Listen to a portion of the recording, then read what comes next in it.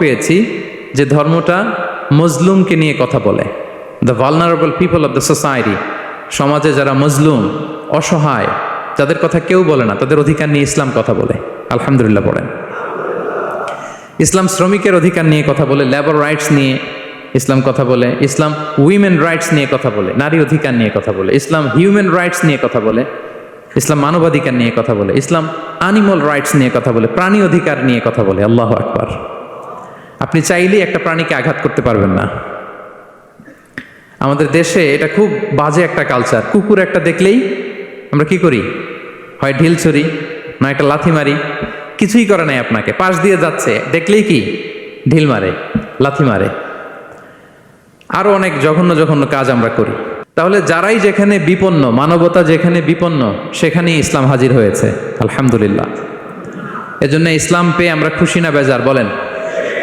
এজন্য প্রত্যেক সালাতের পরে আমরা ঘোষণা দিই, রাদিতু বিল্লাহি রাব্বা ওয়া বিল ইসলামি দীনা ওয়া বি মুহাম্মাদিন নাবিয়্যান ওয়া রাসূলা।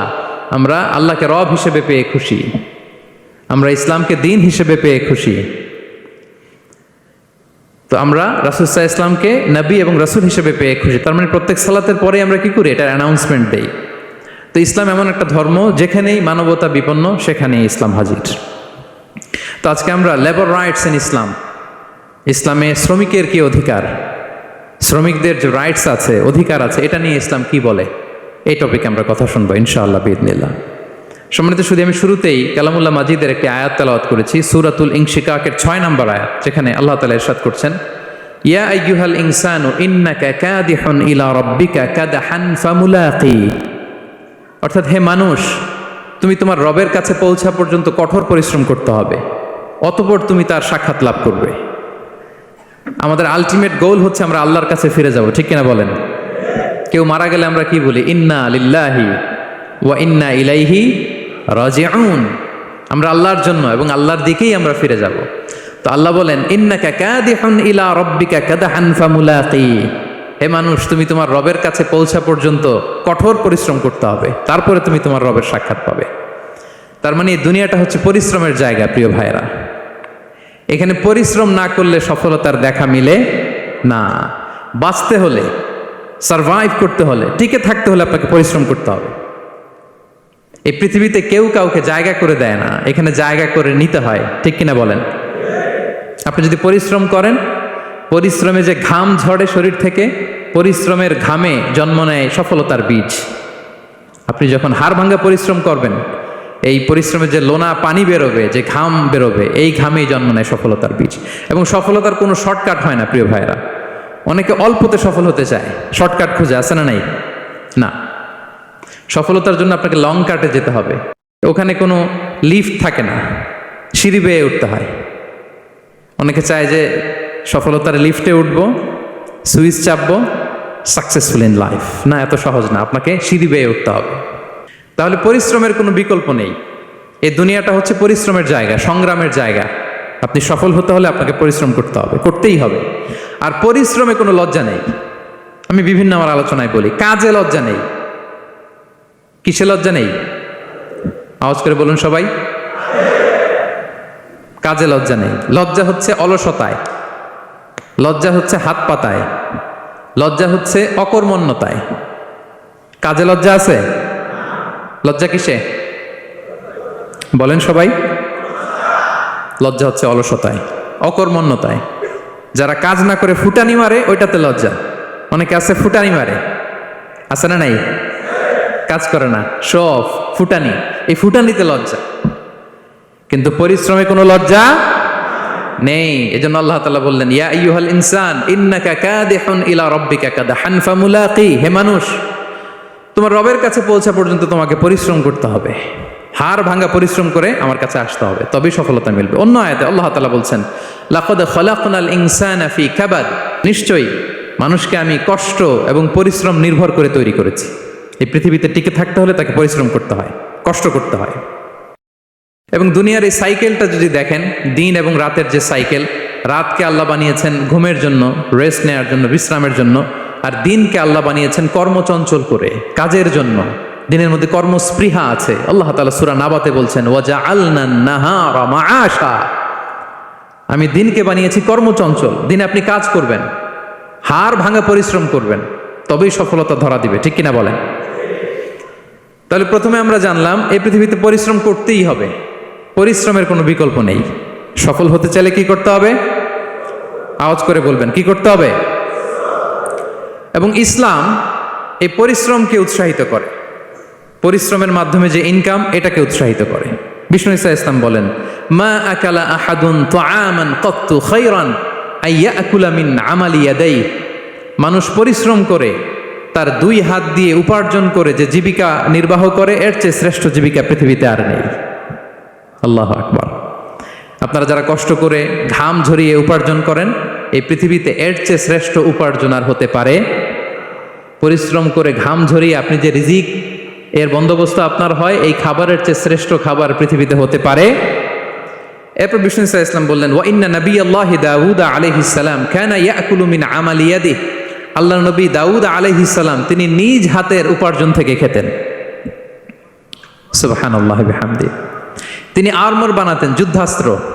তিনি বর্ম বানাতেন, নিজ হাতে বর্ম বানিয়ে যুদ্ধাস্ত্র বানিয়ে বিক্রি করে সেটা দিয়ে জীবিকা নির্বাহ করতেন। আল্লাহু আকবার। তাহলে পরিশ্রমের কোনো বিকল্প নেই। শ্রমের মাধ্যমে যে উপার্জন, এটা শ্রেষ্ঠ উপার্জন। তাই শ্রমজীবী যারা আছেন মনক্ষুণ্ণ হবেন না, মন ছোট করবেন না। You are the super hero, you are the super hero, you are the remittance fighter of our country. এজন্য রাস্তা দিয়ে যখন হাঁটবেন, বুক ফুলিয়ে হাঁটবেন, আর বস্তা ভরে টাকা নিয়ে দেশে ফিরবেন, ঠিক কিনা বলেন? বুক ফুলিয়ে হাঁটতে হবে। এজন্য আমি আমার প্রিয় মাতৃভূমি বাংলাদেশের গভর্নমেন্টকে অনুরোধ করবো, আমাদের শ্রমজীবী ভাইদের যাতে সুবিধা হয় এই ব্যবস্থা আপনাদের করতে হবে। বিনীত অনুরোধ রাখবো। শ্রম মন্ত্রণালয়ে যারা দায়িত্বে আছেন, স্পেশালি তাদেরকে রিকোয়েস্ট করবো, আমাদের শ্রমজীবী ভাইদের যেন কোনো কষ্ট না হয়, কারণ তাদের পাঠানো রেমিটেন্সে সচল থাকে আমার দেশের অর্থনীতির চাকা। তারা ভালো থাকলে ভালো থাকবে বাংলাদেশ। ভেরি সিম্পল, ঠিক কিনা বলেন? আমার যে ভাইটা পরিচ্ছন্নতা কর্মী, রাস্তা ক্লিন করে, এয়ারপোর্টে ওয়াশরুম ক্লিন করে, একজন পরিচ্ছন্নতা কর্মী, তারও 20 থেকে 30 হাজার টাকা বাংলাদেশে ঢোকে প্রতি মাসে। আপনি চিন্তা করতে পারেন? হ্যাঁ, 6টা মাস যদি রেমিটেন্স বন্ধ হয়, শ্রীলঙ্কার চেয়েও খারাপ অবস্থায় বাংলাদেশে চলে যাবে। Just only 6 months. ভয়ঙ্কর অবস্থা হবে বাংলাদেশের। এটা আল্লাহর পক্ষ থেকে একটা স্পেশাল রাহমা, মার্সি এন্ড ব্লেসিংস, যে আমাদের রিজিকের তাগিদায় সারা বিশ্বে যে কাজ করতে হয়, আমরা কাজ করি আর দেশে টাকা পাঠাই, আর সচল থাকে আমার দেশের অর্থনীতির চাকা। আলহামদুলিল্লাহ পড়ে।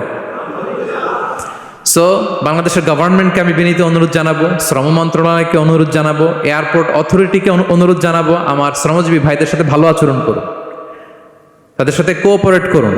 বিশেষ করে যতগুলো দূতাবাস আছে সারা বিশ্বে, বাংলাদেশের যে মিশনগুলো, দূতাবাসগুলো, আমার শ্রমজীবী ভাইদের যে কোনো কাজকে অগ্রাধিকার ভিত্তিতে আপনারা সার্ভিস দিন। এটা দিতেই হবে, ঠিক কিনা বলেন? তারা ভালো থাকলে ভালো থাকবে বাংলাদেশ। তো এই জন্য শ্রমের কোনো বিকল্প নাই। নিজ হাতে উপার্জিত অর্থ, নিজ হাতে উপার্জিত কামাই, এটা শ্রেষ্ঠ কামাই। তো আলহামদুলিল্লাহ আজকের অডিয়েন্সের মধ্যে শ্রমজীবী ভাইয়েরা বেশি। আলহামদুলিল্লাহ পড়েন। এটা আমাদের সৌভাগ্য। এই যে বাংলাদেশে এখন চাকরি নাই, চাকরির বাজার মন্দা, মাস্টার্স পাস করে বেকার টোটো কোম্পানির ম্যানেজার, এরকম আছে না নাই? তার বিপরীতে আল্লাহ তাআলা আপনাদেরকে মালয়েশিয়া নিয়ে আসছে। প্রতি মাসে আপনি টাকা পাঠান, আলহামদুলিল্লাহ। আপনি বাংলাদেশের যে উন্নয়ন, বাংলাদেশের যে ডেভেলপমেন্ট, এই যে স্মার্ট বাংলাদেশ বলে বলে মন্ত্রীরা মুখে ফেনা তুলে ফেলে, এটার গর্বিত অংশীদার আপনি, ঠিক কিনা বলেন? আপনি গর্বিত অংশীদার। You are the contributor, you are the real contributor. আপনার অবদানে বাংলাদেশ আজকে সচল, আলহামদুলিল্লাহ। সো মন ছোট করার কোনো সুযোগ নেই। নিজ হাতে উপার্জিত কামাই, এটা পৃথিবীর শ্রেষ্ঠ কামাই, আলহামদুলিল্লাহ। পরিশ্রমের মাধ্যমে যে উপার্জন, এটাকে ইসলাম আমাদেরকে উৎসাহিত করে। শুধু নামাজ, রোজা, জিকির এগুলো নিয়ে ইসলাম আমাদেরকে পড়ে থাকতে বলেনি।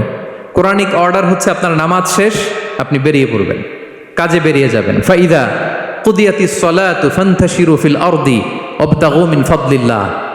বিধানটা কার বলুন? আওয়াজ করে বলুন, বিধানটা কার? এটা কোরআনিক ভার্ডিক্ট, কোরআনের বিধান। নামাজ শেষ, গোল হয়ে বসে জিকির করতে বলা নাই আল্লাহ। আল্লাহ বলেছে ফান্তাশিরু ফিল আরদ ওয়াবতাগু মিন ফাদলিল্লাহ। জমিনে ছড়িয়ে পড়ো, আল্লাহ রিজিক তালাশ করো। নামাজ শেষ, বেরিয়ে যাবেন। কৃষক চলে যাবে মাঠে, শ্রমজীবী চলে যাবে ফ্যাক্টরিতে, শিক্ষকরা চলে যাবে তাদের শিক্ষা প্রতিষ্ঠানে, কর্পোরেট ওয়ার্ল্ডের লোকেরা চলে যাবে তাদের প্রতিষ্ঠানে। ডেভেলপমেন্ট করতে হবে, সিভিলাইজেশন করতে হবে। নামাজের পরে গোল হয়ে বসে থাকা চলবে না। কি ব্যালেন্স দেখেছেন ইসলাম? আজান হয়েছে তো মসজিদে আসো, নামাজ শেষ বেরিয়ে পড়ো, আলহামদুলিল্লাহ। কি ভারসাম্যপূর্ণ ইসলাম। ফাইদা কুদিয়াতিস সালাতু ফান্তাশিরু ফিল আরদ, যখন সালাত শেষ জমিনে ছড়িয়ে পড়ো, আল্লাহ রিজিক অন্বেষণ করো। তাহলে শুধু নামাজ রোজার মধ্যে ইসলাম নয়, আপনাকে কর্মঠ হইতে হবে, পরিশ্রম করতে হবে, হাড় ভাঙা পরিশ্রম। বিশ্বনবী সাল্লাল্লাহু আলাইহি ওয়াসাল্লাম অত্যন্ত পরিশ্রমী ছিলেন। He started his first career as a shepherd. সুবহানাল্লাহ। ওনার প্রথম ক্যারিয়ার উনি রাখাল হিসেবে শুরু করেছেন। রাখালরা যে কাজ করে, অর্থাৎ মরুভূমিতে ভেড়া, মহিষ, ভেড়া, ছাগল, তারপর বকরি, দুম্বা, এই চরানোর কাজগুলো দিয়ে বিষ্ণু ইসলাম তার ক্যারিয়ার শুরু করেছেন as a shepherd. Vishnu Islam বলেন, সহিহ বুখারীর বর্ণনা, মা বাআসাল্লাহু নাবিয়্যান ইল্লা রাআল গানাম, আল্লাহ তাআলা এই পৃথিবীতে এমন কোন নবী পাঠায় নাই যে নবীরা ছাগল চড়ায় নাই। সুবহানাল্লাহ পড়বেন না? সাহাবারা বললেন, ওয়া আনতা ইয়া রাসূলুল্লাহ, হে আল্লাহর নবী আপনিও ছাগল চড়িয়েছেন? বিষ্ণু ইসলাম বললেন, নাআম, আমিও ছাগল চড়িয়েছি। ওয়া কুনতু আরআহা আলা কারারিত লি আহলি মক্কা, আমি অল্প কিছু মজুরির বিনিময়ে, অল্প কিছু টাকার বিনিময়ে, সামান্য কিছু পারিশ্রমিকের বিনিময়ে মক্কার লোকদের ছাগল চড়িয়ে দিতাম। সুবহানাল্লাহ পড়েন। ছাগল হচ্ছে খুব টেরা প্রাণী, ডানে টানলে বায়ে যায়, বায়ে টানলে ডানে যায়। তাদেরকে একসাথে করা অ্যাজ এ শেফার্ড, এটা মরুভূমিতে খুব কষ্টের কাজ। আল্লাহ তাআলা প্রত্যেক নবীকে দিয়ে ছাগল চড়িয়েছেন যাতে করে কিছুদিন পরে নবীরা মানুষ চড়াতে পারে। সুবহানাল্লাহ। আল্লাহ বুঝাতে চাইলেন, এখন ছাগল চড়াও, এদের উপর যদি কন্ট্রোল নিতে পারো তাহলে মানব জাতির উপর কন্ট্রোল নিতে পারবো। আল্লাহু আকবার। এজন্য প্রত্যেকটা নবীকে দিয়ে, সহিহ বুখারীর বর্ণনা, মা বাআসাল্লাহু নাবিয়্যান ইল্লা রাআল গানাম, আল্লাহ পৃথিবীতে এমন কোন নবী পাঠায় নাই যেই নবীকে দিয়ে আল্লাহ ছাগল চড়ায় নাই। তো বিষ্ণু ইসলাম ছাগল চড়িয়েছেন, অত্যন্ত সুঠাম দেহী ছিলেন, কর্মঠ ছিলেন। তার মানে বিষ্ণু ইসলামও পরিশ্রম করে উপার্জন করেছেন, ঠিক কিনা? ছাগল চড়াতেন, তার বিনিময়ে সামান্য কিছু পারিশ্রমিক নিতেন, মজুর নিতেন, এতে লজ্জা নাই। এজন্য এই কথা দিয়ে শুরু করেছে যে কাজে লজ্জা নেই। এই তো বিষ্ণু ইসলামের ক্যারিয়ার গেল। আমরা যদি সাহাবাদের জীবনী দেখি, ওনারাও পরিশ্রমী ছিলেন। কেউ খেজুর বাগানে কাজ করতেন, কেউ কৃষি কাজ করতেন, কেউ বাজারে ব্যবসা করতেন, কেউ বসে থাকেন নাই। হাড় ভাঙ্গা পরিশ্রম করেছেন প্রত্যেকটা সাহাবা। তারা আমাদের মডেল, তারা আমাদের সুপার হিরো, তারা আমাদের আইকন, ঠিক কিনা? নবীরা আমাদের মডেল, সাহাবারা আমাদের মডেল। বিষ্ণু ইসলামও কর্মঠ ছিলেন, ওনার সাহাবারা অত্যন্ত কর্মঠ ছিল। কেউ বসে থাকতেন না, পরিশ্রম করতেন, হাড় ভাঙ্গা পরিশ্রম করতেন, উপার্জন করতেন। তারা আমাদের জন্য প্রেরণার বাতিঘর। অনেক সাহাবাদের বায়োগ্রাফি থেকে আপনাদেরকে ঘটনা শেয়ার করা যাবে। আমি একজন সাহাবার জীবনী শোনাবো আপনাদেরকে। আব্দুর রহমান ইবনে আউফ রাদিয়াল্লাহু তাআলা আনহু।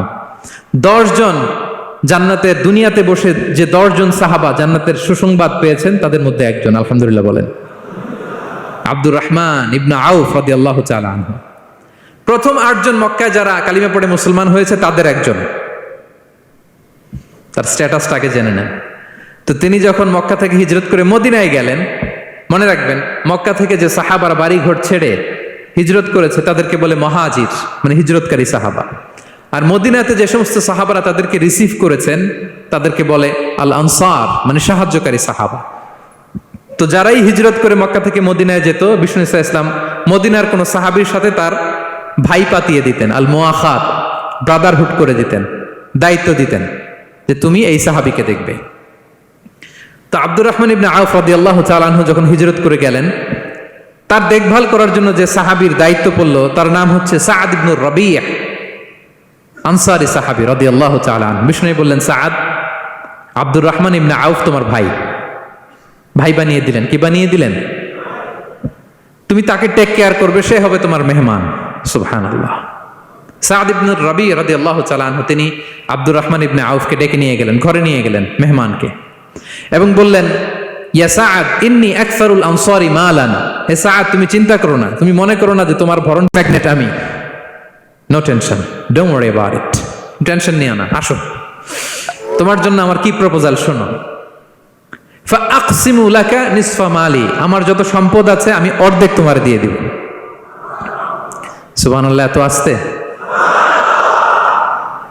আপনার বাড়িতে কেউ মেহমান হলে করতে পারবেন এরকম? আল্লাহ, কেমন প্রেরণার বাতিঘর তারা।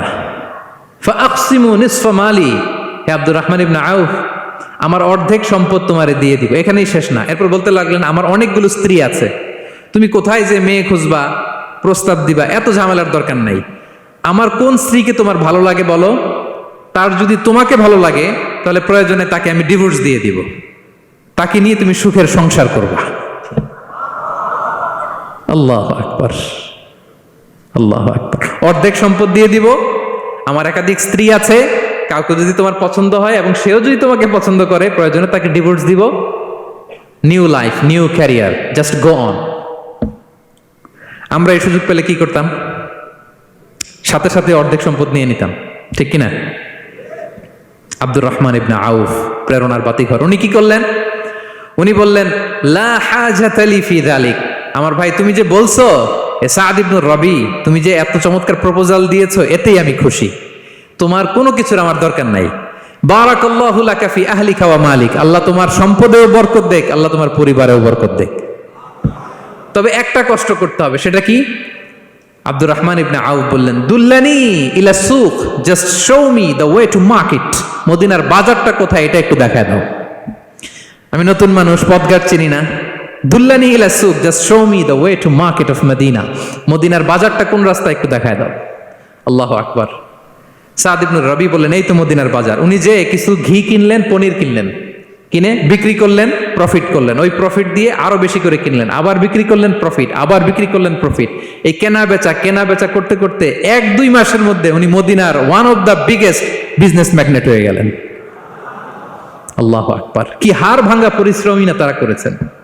একেবারে রেডি ক্যারিয়ার ছিল, গেলাম সবচেয়ে বড় বিজনেসম্যানের অর্ধেক সম্পত্তি পেয়ে গেলাম। He didn't accept the ready career, rather he made his own path with his own Endeavour, নিজের চেষ্টায়, নিজের পরিশ্রমে, নিজের ঘাম ঝরিয়ে নিজের ক্যারিয়ার তৈরি করেছেন। চিল্লায় বলেন ঠিক কিনা? This is the biography of Abdur Rahman ibn Auf রাদিয়াল্লাহু তাআলা আনহু। সাহাবারা কতটা পরিশ্রম করেছেন, তার মানে বিশ্বনবী পরিশ্রমী ছিলেন, সাহাবারা পরিশ্রমী ছিলেন। এবং বিষ্ণু ইসা ইসলাম পরিশ্রম করতে বলতেন সবাইকে, হাত পাততে নিষেধ করতেন, কারণ দারিদ্রতা বড্ড ভয়ঙ্কর। দারিদ্রতা যার আসে সে বুঝে। বাংলা একটা কথা আছে, অভাব যখন দরজায় এসে দাঁড়ায়, ভালোবাসা তখন, হ্যাঁ সবার মুখস্থ দেখছেন? অভাব যখন দরজায় এসে দাঁড়ায়, ভালোবাসা তখন জানলা দিয়ে পালায়। দারিদ্রতা ঈমান কেড়ে নেয়। আপনি পার্বত্য চট্টগ্রামের অবস্থা জানেন? আমাদের বাংলাদেশের পাহাড়ি এলাকার অবস্থা জানেন? ওখানে আমাদের গরিব মুসলিম ভাইদেরকে সামান্য কিছু টাকা পয়সা দিয়ে ওদেরকে খ্রিস্টান বানিয়ে ফেলতেছে মিশনারিগুলো। এই খবর তো আমরা রাখি না। দারিদ্রতা বড্ড ভয়ঙ্কর। এজন্য বিষ্ণু ইসলাম দারিদ্রতা থেকে আল্লাহর কাছে পানাহ চাইতেন। তিনি বলতেন আল্লাহুম্মা ইন্নী আউযু বিকা মিনাল ফাকরি ওয়াল কিল্লাতি ওয়াদ-দিল্লাহ, ও আল্লাহ, I seek refuge with you from poverty, from insufficiency and humiliation. ও আল্লাহ, আমি তোমার কাছে দারিদ্রতা থেকে পানাহ চাই। ও আল্লাহ, আমি তোমার কাছে স্বল্পতা থেকে পানাহ চাই। ও আল্লাহ, আমি তোমার কাছে লাঞ্ছনা থেকে পানাহ চাই। পড়েন আমিন। এই দোয়াটা বেশি বেশি পড়বেন। আল্লাহুম্মা ইন্নী আউযু বিকা মিনাল ফাকরি ওয়াল কিল্লাতি ওয়াদ-দিল্লাহ। হে আল্লাহ, আমি দারিদ্রতা থেকে পানাহ চাই। আল্লাহ, স্বল্পতা থেকে পানাহ চাই। আল্লাহ, লাঞ্ছনা থেকে পানাহ চাই। সবাই পড়ুন আমিন। বিষ্ণু ইসলাম যে দোয়াগুলো শিখিয়েছেন এগুলো হচ্ছে very precise in wording but comprehensive in meaning. শব্দে খুব ছোট, কিন্তু অর্থ মানুষের হৃদয়ে এটার আবেদন অনেক ব্যাপক, অনেক বেশি। আপনি সারাদিন মিলিয়েও দোয়ার মধ্যে এত সুন্দর প্রার্থনা বাক্য তৈরি করতে পারবেন না, কিন্তু বিষ্ণু ইসলাম এক বাক্যে যেটা চেয়েছেন গোটা দুনিয়াটা এর ভেতরে ঢুকে গিয়েছে। আল্লাহুম্মা ইন্নী আউযু বিকা মিনাল ফাকরি ওয়াল কিল্লাতি ওয়াদ-দিল্লাহ। আল্লাহ, দারিদ্রতা থেকে পানাহ চাই। বিষ্ণু ইসলাম নিজে স্বয়ং দারিদ্রতা থেকে পানাহ চাইতেন। তাহলে দারিদ্রতার সাথে আমাদের কোনো সম্পর্ক? আমরা পরিশ্রম করব, আমরা কাজ করে খাবো, কাজে কোনো লজ্জা নেই, লজ্জা অলসতায়। চিল্লায় বলেন ঠিক কিনা? এবং বিষ্ণু ইসলামের কাছে কেউ যদি হাত পাতত, যদি দেখতেন তার কাজ করার যোগ্যতা আছে, বিষ্ণু ইসলাম ভিক্ষা দিতেন না, কাজে উৎসাহিত করতেন, ভিক্ষাবৃত্তিকে অনুৎসাহিত করতেন। এক যুবক এসে হাত পাতলো, বিষ্ণু ইসলাম আমার কিছু দেন। নয় বললেন তুমি তো শক্ত সামর্থ্য মানুষ, বাসায় কি আছে বলো? সে বলে আমার বাড়িতে একটা পানি খাওয়ার জগ আছে আর একটা চাদর আছে। বিষ্ণু সাল্লাল্লাহু আলাইহি ওয়াসাল্লাম বললেন নিয়ে আস। সে নিয়ে আস। এবার বিষ্ণু সাল্লাল্লাহু আলাইহি ওয়াসাল্লাম চাদর আর জগ দুইটা নিয়ে সাহাবাদেরকে বললেন মাইয়াশতারি হাযাইন, কে কিনবে? অকশন চিনেন? অকশন, অকশনে কি করে? নিলামে দাম তোলে না? তো রাসূল সাল্লাল্লাহু আলাইহি ওয়াসাল্লাম তার চাদর আর জগটা নিলামে তুললেন। এই কে কিনবে? মাইয়াশতারি হাযাইন, মাইয়াশতারি হাযাইন। একজন বলল ফাকালা রাজুল আনা আখিযুহুমা বিদিরহাম, ইয়া রাসূলুল্লাহ আমি 1 দিরহামে কিনবো। কয় দিরহাম? বিষ্ণু বললেন 1 দিরহাম, 1 দিরহাম, 1 দিরহাম। মানে এর চেয়ে কেউ বাড়াবে কিনা? মাইয়াজিদু আলা যালিক, এর চেয়ে বাড়ায় দিবা কে? আরেক সাহাবী বলল ইয়া রাসূলুল্লাহ আমি 2 দিরহামে কিনবো। 2 দিরহাম, 2 দিরহাম, 2 দিরহাম, আর বাড়ে না। বিষ্ণু সাল্লাল্লাহু আলাইহি ওয়াসাল্লাম তার কাছে 2 দিরহাম দিয়ে বিক্রি করে দিলেন। 2 দিরহাম নিয়ে যুবককে বললেন নাও, 1 দিরহাম দিয়ে কিছু খাবার কিনে তোমার ফ্যামিলিকে দিয়ে আস, আরেক দিরহাম দিয়ে একটা কুঠার কিনে নিয়ে আস। তো যুবক কুঠার কিনে আনলো। ফাওয়াদা লাহু আর রাসূল সাল্লাল্লাহু আলাইহি ওয়াসাল্লাম ইয়াদান, রাসূল সাল্লাল্লাহু আলাইহি ওয়াসাল্লাম নিজ হাতে ওই কুঠারের একটা হাতল লাগাই দিলেন কাঠের। কারণ শুধু কুঠার দিয়ে তো হবে না, একটা হাতল থাকতে হবে না? বিষ্ণু সাল্লাল্লাহু আলাইহি ওয়াসাল্লাম ওনার মোবারক হাতে, বরকতময় হাতে ওই কুঠারে একটা হাতল লাগাই দিলেন। এবার বললেন যাও, 1 দিরহাম দিয়ে কুঠার, আরেক দিরহাম দিয়ে খাবার কিনে আনো। এই কুঠার দিয়ে জঙ্গলে যে কাঠ কেটে লাকড়ি বেচে জীবিকা নির্বাহ করো। সামনের 15 দিন আমার সামনে যেন তোমার ঘুরঘুর করতে না দেখি। এ বেচারা গেল, 1 দিরহাম দিয়ে ফ্যামিলিতে খাবার দিল, আর লাকড়ি নিয়ে কাঠ কাটতে না কাটতে কয়েকদিনের ব্যবধানে ও 10 দিরহাম কামাই ফেলছে। আস্তে আস্তে আস্তে আস্তে সে স্বাবলম্বী হয়ে গেল। এরপর একবার বিষ্ণু সাল্লাল্লাহু আলাইহি ওয়াসাল্লামের কাছে আসছে। বিষ্ণু সাল্লাল্লাহু আলাইহি ওয়াসাল্লাম তারে বলে মানুষের কাছে হাত পাতার চেয়ে, দুয়ারে দুয়ারে ভিক্ষা করার চেয়ে তোমার মতো এরকম কাঠ কেটে, জঙ্গলে কাঠ কেটে বাজারে বিক্রি করা অনেক ভালো। আল্লাহু আকবার।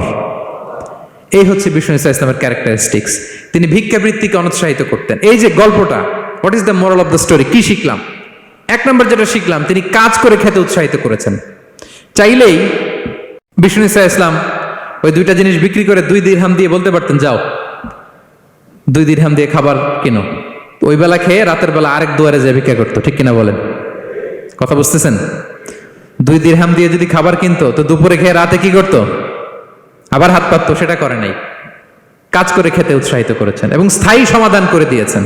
কারণ কাজ কাজই, কাজে কোনো ছোট বড় নাই। আছে? কাজে কোনো ছোট বড় আছে না। তাহলে ইসলাম আমাদেরকে পরিশ্রমী হতে শেখায়, কর্মমুখী হতে শেখায়।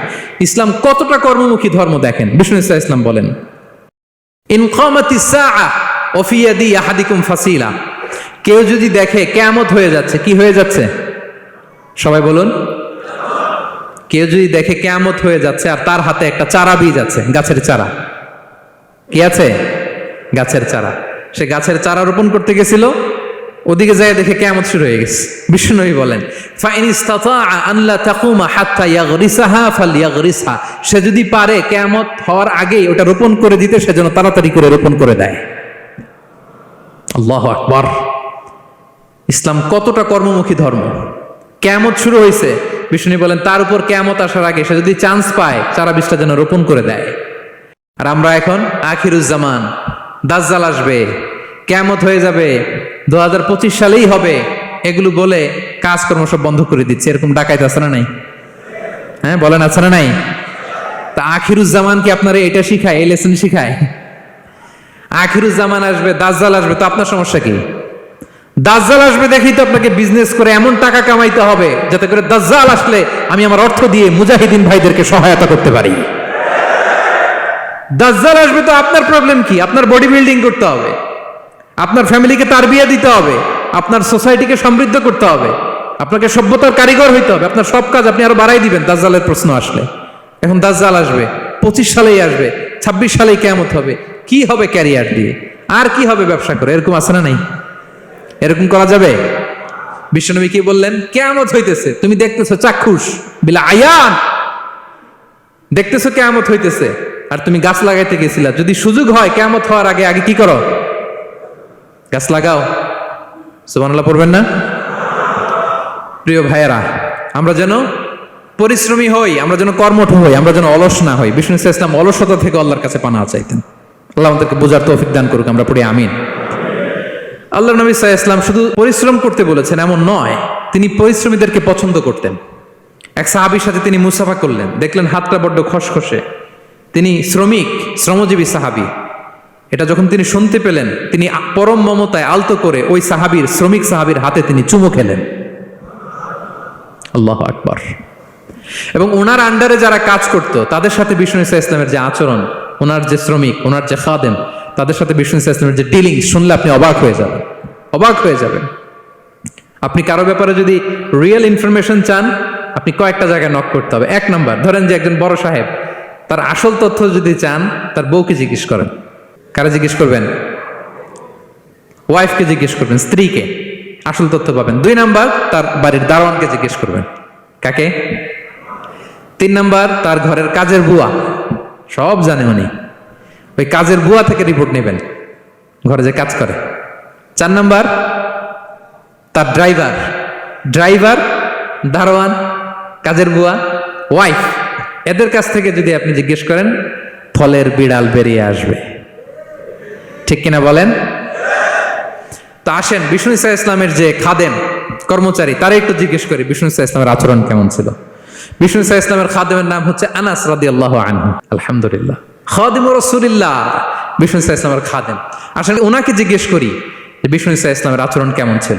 আনাস রাদিয়াল্লাহু তাআলা আনহু বলেন, খাদিমতুন নবিয়্যা 10 সিনিন, আমি বিষ্ণু ইসা ইসলামের 10 বছর খেদমত করেছি, 1-2 বছর না, 10 বছর বিষ্ণু ইসা ইসলামের খেদমতে আমি নিয়োজিত ছিলাম। ফামা ক্বালা লি লিমা সানা'তা ওয়ালা লিমা লা সানা'তা, 10 বছরের মধ্যে একদিনও কখনো বলে না, এ আনাস এটা কেন করলা, এ আনাস এমনটা কেন হলো, এটা কেন করলা না, একদিনের জন্য বলে নাই। কেন এটা করছো, কেন এটা করো নাই, এরকম কোনো প্রশ্ন আমাকে কোনোদিন করে নাই। সুবহানাল্লাহ পড়ে। আনাস রাদিয়াল্লাহু তাআলা কি ভুল করেন নাই? করছেন। ছোট মানুষ তো, একেবারে ছোট বাচ্চা ছিলেন। ওনার আম্মা যখন আনাস রাদিয়াল্লাহু তাআলাকে নিয়ে আসছে, বিষ্ণু ইসা ইসলাম মক্কা থেকে হিজরত করে মদিনায় আসলেন, সবাই বিশ্বনবীকে ঘিরে ধরলো, সবাই বিশ্বনবীকে সালাম দেয়, মুসাফা করে, হাদিয়া দেয়। আনাসের মা চোখের পানি ছাড়ে, বিশ্বনবীর কাছে লজ্জায় এসে বলে, ইয়া রাসূলুল্লাহ, সবাই আপনাকে উপহার দেয়, সবাই আপনাকে হাদিয়া দেয়, আমি আপনারে কি হাদিয়া দেব? হাদিয়া দেওয়ার মতো কিছু নাই, আমার এই কলিজার টুকরা আনাস ছাড়া, আমি আনাসকেই আপনারে হাদিয়া দিয়ে দিলাম। ইয়াখদুমুকা ইয়া রাসূলুল্লাহ, হে নবী, আনাস আপনার খেদমত করবে, আপনার অজুর পানি এনে দিবে, আপনার মেসওয়াকটা এনে দিবে, আপনার জুব্বাটা এনে দিবে, আমি আমার কলিজার টুকরা, আমার নাড় ছেঁড়া ধন আনাসকেই আপনারে উপহার দিয়ে দিলাম। আনাস রাদিয়াল্লাহু তাআলা বিষ্ণু ইসা ইসলামের সাথে থাকতেন, অজুর পানি এনে দিতেন, জামা এনে দিতেন। বিষ্ণু বললেন, আনাস আমার ওই জুব্বাটা নিয়ে আসো। ছোট্ট আনাস জুব্বা আনতে যে মদিনার বাচ্চারা খেলতেছে, আমাদের দেশে যে খেলে, কুতকুত খেলে, চারা খেলে, এইটা খেলে, সেইটা খেলে, ওই খেলাধুলা দেখে নবীর জামা আনার কথা উনি ভুলে গেলেন। বাচ্চাদের সাথে দাঁড়িয়ে খেলা দেখতে আরম্ভ করলেন। এখন সময় গড়িয়ে অনেক হয়ে গেল, আনাসও আসে না, জুব্বাও আসে না। ঘটনা কি? বিষ্ণু ইসা ইসলাম বললেন, যাই নিজের জামা নিজে নিয়ে আসি।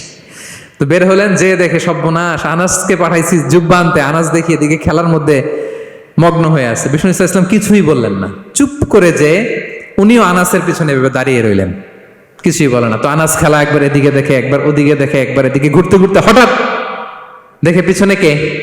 স্বয়ং বিশ্বনবী। আল্লাহ, বিশ্বনবীর দেখে তো আনাস রাদিয়াল্লাহু তাআলার কলিজাটা এখানে চলে আসছে, ভয়। হায় হায়, আজকে খবর আছে, হায় হায়, আমার না জুব্বা আনতে বলছিল, আমি কি কাজ করলাম, ভয়ে আটকে উঠছে। বিষ্ণু ইসা ইসলাম ধমক দেয় নাই, পিট্টি দেয় নাই, কিছু করে নাই, শুধু একটা মুচকি হাসি দিয়েছে।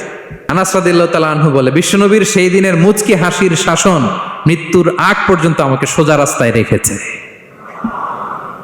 আর ডানে বায়ে করি নাই কোনোদিন। তার মানে শাসন করতে জানলে ব্যাট মারা লাগে না, শাসন করতে জানলে গায়ে হাত তোলা লাগে না, শাসন করতে জানলে মুচকি হাসি দিয়েও শাসন করা যায়। ঠিক কিনা বলেন? বিশ্বনবীর মুচকি হাসির শাসন আনাস রাদিয়াল্লাহু তাআলা আনহুকে আজীবন সোজা রাস্তা রেখেছে। তাহলে শ্রমজীবীদেরকে বিষ্ণু ইসা ইসলাম কতটা সম্মান করতেন, শ্রদ্ধা করতেন, ভালোবাসতেন, বুঝতে পারছেন সবাই? প্রিয় ভাইয়েরা, লেবার রাইটস ইন ইসলাম, ইসলামে শ্রমিকের অধিকার। শ্রমিকদেরকে ইসলাম কমপক্ষে 7টা অধিকার দিয়েছে। কয়টা? 1 নাম্বার, ইসলাম একজন শ্রমিককে প্রথম যে অধিকারটা দিয়েছে সেটা হচ্ছে কাজ শেষে, শ্রম শেষে তার পারিশ্রমিকের অধিকার, মজুরি পাওয়ার অধিকার, কাজ শেষে বেতন পাওয়ার অধিকার। কাজ করেছেন তো আপনি বেতন পাবেন, এটা আপনার অধিকার। বেতন বা পারিশ্রমিক এটা একটা কর্মজীবীর অধিকার। আপনার কোম্পানির মালিক যে আপনার বেতন দেয়, এটা কি দয়া করে? করুণা? তো এটা যদি করুণা হয়, সে যে আপনার কাজ করে দেয়, এটাও তো করুণা, এটা তো আর বড় করুণা, কি বলেন? আপনি যে স্যালারি পে করেন, এটা যদি করুণা হয়, সে যে পরিশ্রম করে, সে তো আর বড় করুণা করে আপনারে, তার কারণে তো আপনার কোম্পানি টিকে আছে, ঠিক কিনা বলেন? তাহলে এটা করুণা নয়, এটা শ্রমিকের অধিকার। এবং বিশ্বনবী সাল্লাল্লাহু আলাইহি ওয়াসাল্লামের সেই ঐতিহাসিক বাণী, তিনি বলেছেন, আতুল আজিরা আজরাহু ক্বাবলা আন ইয়াজিফা আরাকু, ঘাম শুকিয়ে যাওয়ার আগে শ্রমিককে তার পারিশ্রমিক বুঝিয়ে দাও। সুবহানাল্লাহ, বিশ্বনবীর ঐতিহাসিক বাণী। এখন জাতিসংঘ আমাদেরকে শিখায় যে শ্রমিকের মজুরি দিতে হবে, অন টাইমে দিতে হবে, স্যালারি দিতে হবে, এই করতে হবে, সেই করতে হবে।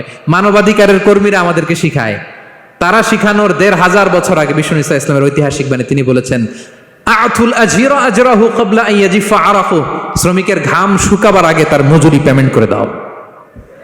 সুবহানাল্লাহ ওয়া বিহামদিহি। ঘাম শুকিয়ে যাওয়ার আগে মানে অন টাইম, দ্রুততম সময়ে শ্রমিককে তার মজুরি দিয়ে দাও, তার বেতন দিয়ে দাও। যারা শ্রমিককে তার পারিশ্রমিক অন টাইমে দেয় না, স্যালারি অন টাইমে পে করে না, টালবাহানা করে, গরিমসি করে, তাদের ব্যাপারে বিষ্ণু সাল্লাল্লাহু আলাইহি ওয়াসাল্লাম কি বলেন? বিষ্ণু বলেন, 3 শ্রেণীর ব্যক্তি, সালাসাতুন আনা খাসমুহুম ইয়াউমাল কিয়ামা, 3 শ্রেণীর ব্যক্তির বিরুদ্ধে আমি বিশ্বনবী কিয়ামতের দিন আল্লাহর কাঠগড়ায় মামলা দায়ের করব। আমি বিশ্বনবী 3 শ্রেণীর ব্যক্তির বিরুদ্ধে আমি বিশ্বনবী আল্লাহর সুপ্রিম কোর্টের কাঠগড়ায় মামলা দায়ের করব। এর মধ্যে এক শ্রেণীর ব্যক্তি হচ্ছে রাজুলুন ইস্তাআজারা আজিরান ফাস্তাওফা মিনহু ওয়া লাম ইউতিহি আজরা, কোন ব্যক্তি যে শ্রমিক নিয়োগ দেওয়ার পরে তার কাছ থেকে কাজ বুঝে নিয়েছে কিন্তু তাকে তার প্রাপ্য বুঝিয়ে দেয়নি। এরকম ডাকাত আমাদের সমাজে আছে না নাই? কাজ ঠিকই বুঝে নিছে কিন্তু তার প্রাপ্যটা বুঝিয়ে দেয়।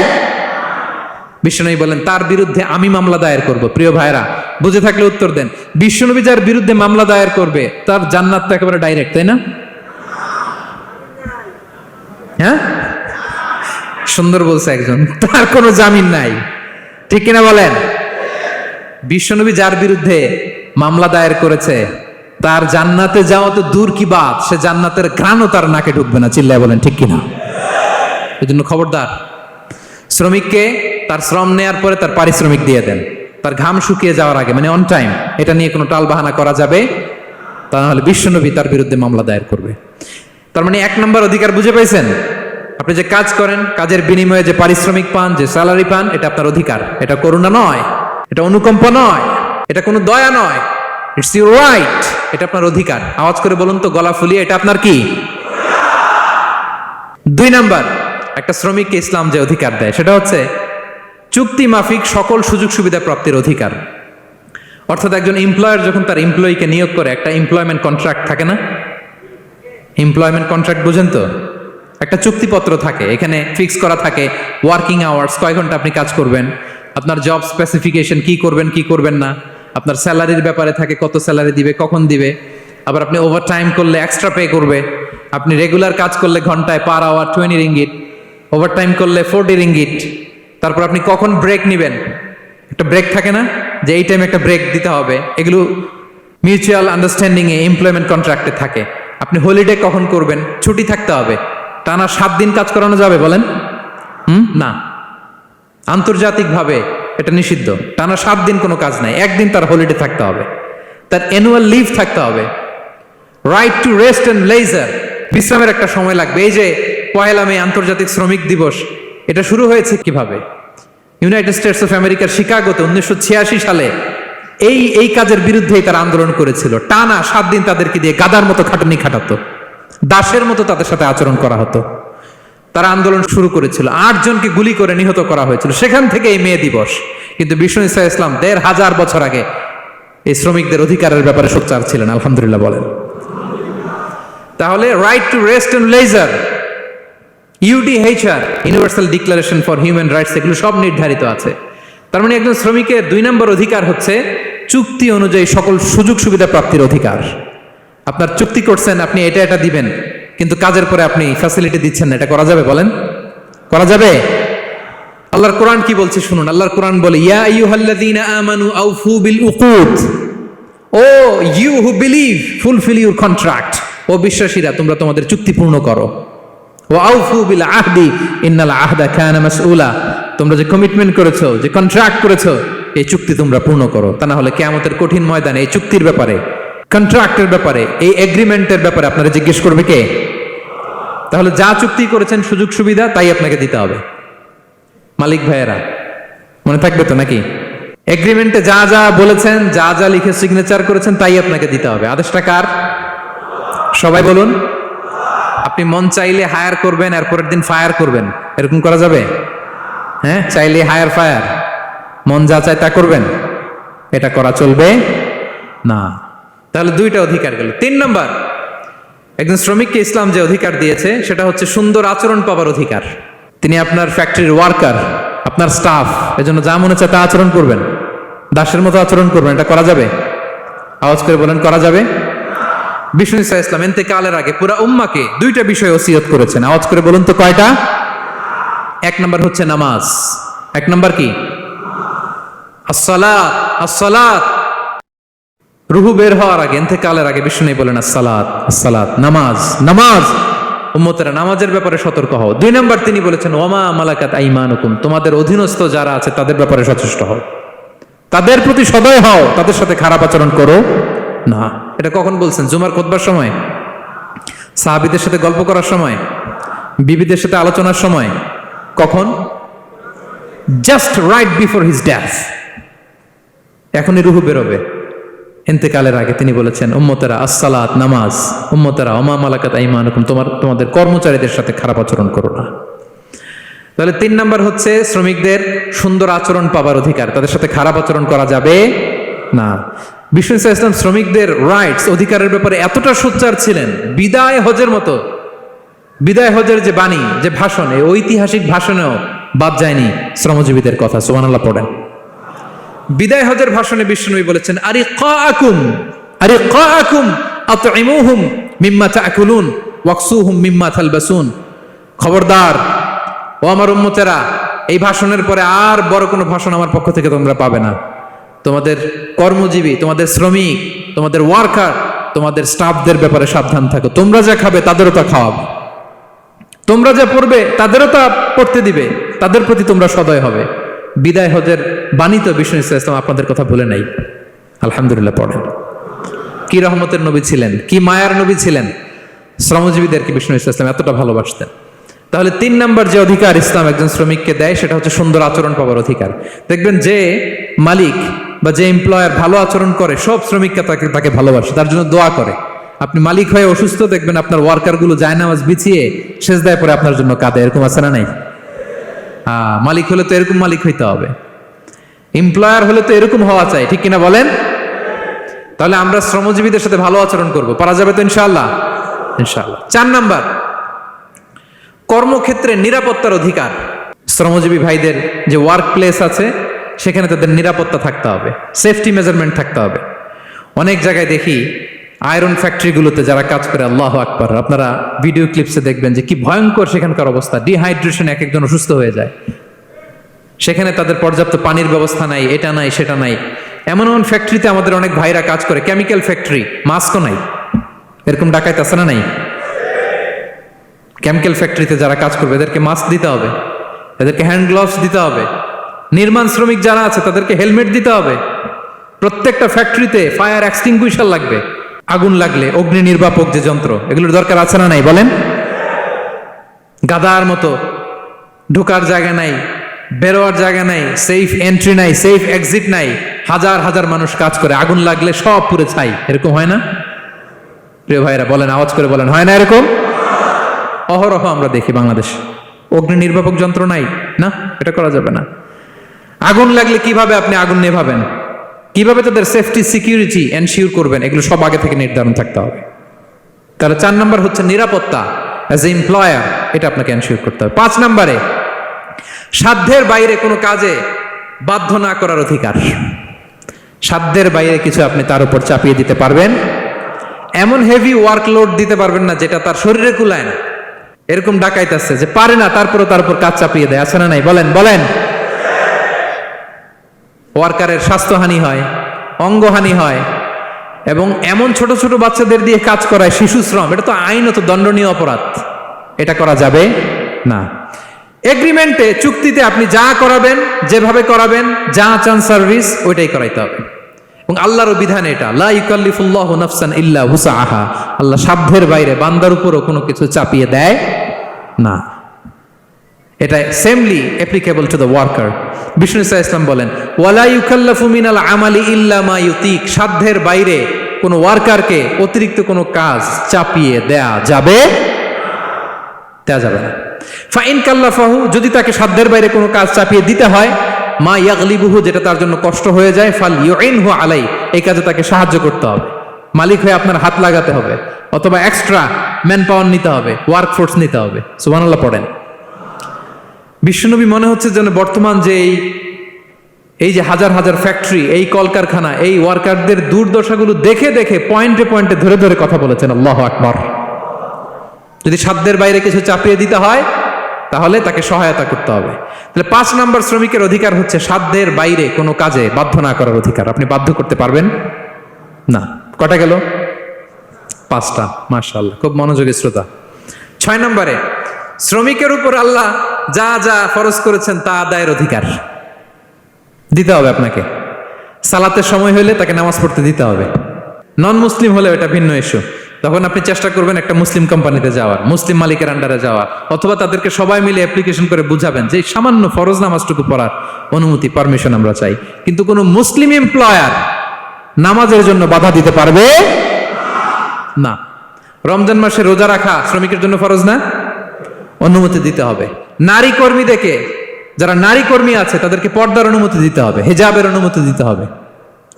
মালিক তো দূরের কথা, আমাদের বাংলাদেশে অনেক বিশ্ববিদ্যালয়ের শিক্ষকরাই অনুমতি দেয় না। এরকম ডাকাত শিক্ষক আছে না নাই? এরকম জালেম বাংলাদেশে আছে না নাই? ঢাকা বিশ্ববিদ্যালয় চিন্তা করা যায়, মুসলিমদের টাকা দিয়ে যে বিশ্ববিদ্যালয়, ওখানে আমার বোনেরা পর্দা করে যেতে পারে না, আমার মুসলিম বোনেরা হিজাব পড়তে পারে না, নেকাব পড়তে পারে না। এই অধিকার কি শিক্ষককে দেওয়া হয়েছে? কথা বলেন না। Never, you never can do that. একটা রেগুলার ড্রেস কোড থাকবে, এটা সবাই মানবে। এটার উপরে দিয়ে সে চাদর পরবে না ওড়না পরবে না হেজাব পরবে না ব্লেজার পরবে, এটা নিয়ে নাক গলানোর ক্ষমতা কোনো শিক্ষকের নাই। চিল্লায় বলেন ঠিক কিনা? তাহলে আপনার কর্মস্থলে মুসলিম নারীরা যদি কাজ করে, নারী কর্মীদের জন্য পর্দার ব্যবস্থা করতে হবে। ঠিক কিনা বলেন? হালাল ফুড খাওয়ার ব্যবস্থা থাকতে হবে। ওয়াইন খাওয়ানো যাবে না, ড্রিঙ্কস করানো যাবে না, পর্ক খাওয়ানো যাবে না। ঠিক কিনা বলেন? আপনার কোম্পানিতে আপনার শ্রমিককে দাড়ি রাখতে চাইলে দাড়ি রাখার অনুমতি দিতে হবে। ঠিক কিনা বলেন? দাড়ি রাখা ওয়াজিব। দাড়ি রাখা কি? কোন কোন মতে সুন্নাতে মুআক্কাদা, যেটাই আমরা বলি, একজন মুসলিমের জন্য এটা আবশ্যক। দাড়ি রাখতে বাধা দেয়া যাবে? আমাদের বাংলাদেশে দেয়? হ্যাঁ, কোন কোন কোম্পানি দেয়। কোন কোম্পানি দেয় বলেন? হ্যাঁ, আরম। এই পাওয়া গেছে আরম। কিছুদিন আগে দাড়ি রাখবে বলে এক ছেলেকে কর্মচ্যুত করেছে। এরকম আছে না নাই? করা যাবে? করা যাবে বলেন? না। দাড়ি রাখার অনুমতি দিতে হবে, নারীদেরকে হেজাব করার অনুমতি দিতে হবে। এটা অধিকার, এটা অধিকার। শ্রমিকের উপর আল্লাহ তাআলা যা যা ফরজ করেছে এটা আদায়ের অধিকার তাকে দিতে হবে। আলহামদুলিল্লাহ বলেন। ৭ নাম্বার, সর্বশেষ, সামাজিক নিরাপত্তা লাভের অধিকার, সোশ্যাল সিকিউরিটি।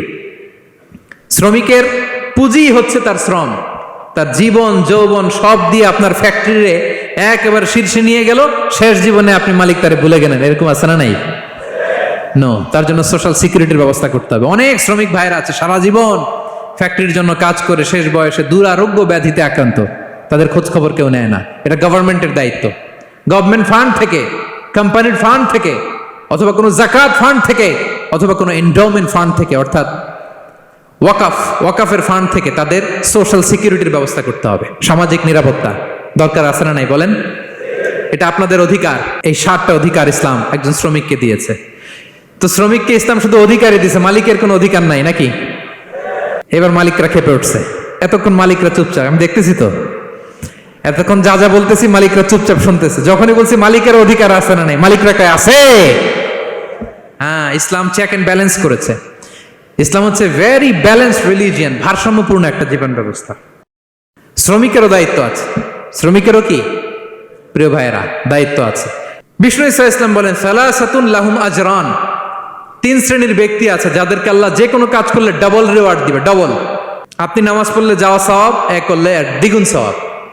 এর মধ্যে এক শ্রেণীর হচ্ছে ওয়াল আবদুল মামলুক ইদা আদ্দা হাক্কাল্লাহ ওয়া হাক্কা মাওয়ালি, ওই দাস যে তার আল্লাহর ইবাদত করে, আল্লাহর হকও পালন করে আর তার মনিবের হকও পালন করে। এখানে দাস বলতে শুধু আগের সময়ের দাসই নয়, বর্তমান সময়ের যারা কর্মজীবী তারাও। কোন কর্মজীবী সে যদি আল্লাহর বিধান, আল্লাহর হক আদায় করে, পাশাপাশি যার আন্ডারে সে কাজ করে তার হকও আদায় করে, বিষ্ণু ইসা ইসলাম বলেন সব কাজে তার প্রতিদান হবে ডবল ডবল। পড়েন আল্লাহু আকবার। তাহলে শ্রমিকের দায়িত্ব হচ্ছে কোম্পানিকে যে সার্ভিস তার দেওয়া এটা পূর্ণাঙ্গ রূপে দিতে হবে। এটা হচ্ছে শ্রমিকের দায়িত্ব। 1 নম্বরের দায়িত্ব হচ্ছে লয়ালটি, আমানতদারিতা। 1 নম্বর দায়িত্ব কি? আপনি বেতন নেন আপনার বসের কাছ থেকে, কোম্পানির কাছ থেকে, কিন্তু সার্ভিস দেন আরেক কোম্পানির, হবে? বলেন। যার নুন খাই তার গুণ গাইতে হবে। আপনি যেই কোম্পানি থেকে স্যালারি নেন সার্ভিস আপনার তাকে দিতে হবে। লয়ালটি থাকতে হবে, বিশ্বস্ততা, এটা জরুরি, এটা থাকতে হবে। আপনার মালিক আপনার কাছ থেকে এই লয়ালটি প্রাপ্য, সে যেন আপনার উপর আস্থা রাখে, আপনার বস যেন আপনার উপর আস্থা রাখতে পারে, এইটা মালিকের অধিকার। কথা কি বুঝেন? হ্যাঁ, এবার শ্রমজীবী ভাইরা একটু ঠান্ডা হয়ে গেছে, দেখছেন? Check and balance. কথা বলেন ঠিক কিনা? আপনার মালিক আপনার কাছ থেকে এটা প্রাপ্য, এটা তার অধিকার, বিশ্বস্ততা। ইন্না খায়রা মান ইস্তাজারতাল কবিউল আমিন। যাকে নিয়োগ দেওয়া হবে তার মধ্যে 2টা কোয়ালিটি থাকতে হয়। কয়টা? মুসা আলাইহিস সালাম ফেরাউনের বাবুর্চিকে 1 থাপ্পড় মারলেন রেগে মেগে। উনি থাপ্পড় মারছিলেন আদব শিক্ষা দেওয়ার জন্য, কিন্তু বেচারা সাথে সাথে মরে গেছে। উনি মারছিলেন আদব শিখানোর জন্য, বেচারা যে মরে যাবে মুসা আলাইহিস সালাম জানতেন না। এখন দেখে সর্বনাশ, সেটা তো মরে গেছে, অক্কা পাইছে। উনি দিলেন দৌড়। মুসা আলাইহিস সালাম দৌড়াতে দৌড়াতে প্রাণ ভয়ে চলে গেলেন আরেক সীমান্তে, মিশর ছেড়ে আরেক এলাকায়। যে দেখে কিছু লোক ধাক্কাধাক্কি করে তাদের উটগুলোকে পানি খাওয়াচ্ছে, আর 2টা মেয়ে পাশে চুপ করে বসে আছে। উনি বুঝতে পারলেন মেয়েগুলো এই ইয়াং ছেলেদের সাথে ধাক্কাধাক্কি করে টিকতে পারবে না। উনি এগিয়ে গেলেন, বললেন তোমরা পানি খাওয়াবো ওটদেরকে? হ্যাঁ খাওয়াবো, আসো। উনি ওটগুলো নিয়ে সবাইকে সরিয়ে পানি খাইয়ে দিলেন, মেয়েরা চলে গেল। এবার বাবার কাছে যেয়ে বলল, বাবা এমন এক ছেলের সন্ধান পাইছি, ছেলেটা খুব ভালো, আমাদের চেহারার দিকে তাকায় না, মাটির দিকে তাকিয়ে কথা বলে। আজকে এই লোক না থাকলে আমরা আমাদের ওটগুলোকে পানি খাওয়াতে পারতাম না। আর ভিনদেশি লোক, আমরা চিনিও না। ইন্না খায়রা মান ইস্তাজারতাল কবিউল আমিন। বাবা কাজ করেন, আমাদের তো রাখাল লাগবে, আমাদের দেখভাল করার জন্য তো একজন সুপারভাইজার দরকার, এই ছেলেকে আপনি কাজে রেখে দেন। সুবহানাল্লাহ পড়বেন না? হ্যাঁ। বাবা বললো যাও নিয়ে আস। মেয়ে দুজন যে বললো আব্বার কাছে চলেন, আব্বা আপনার কথা বলবে, আপনার সাথে আলাপ করবে। মুসা আলাইহিস সালাম বললেন ঠিক আছে, তোমরা পেছনে পেছনে যাও, আমি তোমাদের আগে আগে যাই। তোমরা আমাকে বলবা যে ডানে না বায়ে না সামনে। সুবহানাল্লাহ পড়বেন না? কি চরিত্র, কি চরিত্র ছিল যাতে করে তাদের দিকে তাকানো না লাগে, মুসা আলাইহিস সালামের নজর যেন তাদের দিকে না পড়ে। মুসা আলাইহিস সালাম বললেন আমি আগে যাই, তোমরা পেছন থেকে বলো ডানে না বায়ে, কোন গলি, কোথায় যাব। আল্লাহু আকবার। তো যাওয়ার পরে মুসা আলাইহিস সালামের সততা, এই বিশ্বস্ততা আর স্ট্রেংথ, শক্তি দেখে ওনাকে কাজে রেখে দিলেন মেয়ে 2টার বাবা। সুবহানাল্লাহ বলেন। আর বললেন এত বছর কাজ করবা, পারিশ্রমিক হচ্ছে কাজ যখন শেষ আমার এক মেয়েরে তোমার কাছে বিয়ে দিয়ে দিব। আল্লাহু আকবার। ওনারও থাকার জায়গা নাই, আশ্রয়ের কোনো বন্দোবস্ত নাই, আল্লাহ ব্যবস্থা করে দিলেন। আলহামদুলিল্লাহ পড়েন। তাহলে বিশ্বস্ত হইতে হবে। বিশ্বস্ত যেই তার রুজির ব্যবস্থা করে দেয় কে? এই যে মুসা আলাইহিস সালাম ফেরাউনের বাবুর্চিকে থাপ্পড় মেরে চলে গেলেন, পরিচিত কেউ নাই, রিজিকের বন্দোবস্ত নাই, কিন্তু বিশ্বস্ততার কারণে আল্লাহ তাআলা রিজিকের ব্যবস্থা করে দিলেন। তাহলে 1 নাম্বার মালিকের অধিকার হচ্ছে লয়ালটি, শ্রমিকদের বিশ্বস্ত হইতে হবে। আপনার পক্ষ থেকে বিশ্বস্ততা, এটা মালিকের প্রাপ্য। কথা বুঝতে পেরেছেন প্রিয় ভাইরা আমার? 2 নাম্বার চুক্তি অনুযায়ী শ্রম দেওয়া, এটা একজন শ্রমিকের দায়িত্ব। আপনার দায়িত্ব হচ্ছে 8 ঘন্টা কাজ করবেন, আপনি 6 ঘন্টা করেন আর 2 ঘন্টা এটা নিয়ে ইউটিউব, টিকটক, আচ্ছা হ্যাঁ এটা করা যাবে? 8 ঘন্টার যদি চুক্তি হয় আর আপনি যদি প্রতিদিন 6 ঘন্টা কাজ করেন, আপনি যে পারিশ্রমিক পাবেন এটা হালাল হবে? বলেন বলেন, আওয়াজ করে সবাই বলুন না, হালাল হবে না। আপনার চুক্তি অনুযায়ী আপনাকে শ্রম দিতে হবে, এবং এই চুক্তি অনুযায়ী শ্রম পাওয়াটা একজন মালিকের অধিকার। একজন মালিকের 3 নম্বর অধিকার হচ্ছে to work in a best manner possible. আপনার সাধ্যের সবটুকু উজাড় করে দিয়ে কোম্পানির জন্য কাজ করতে হবে।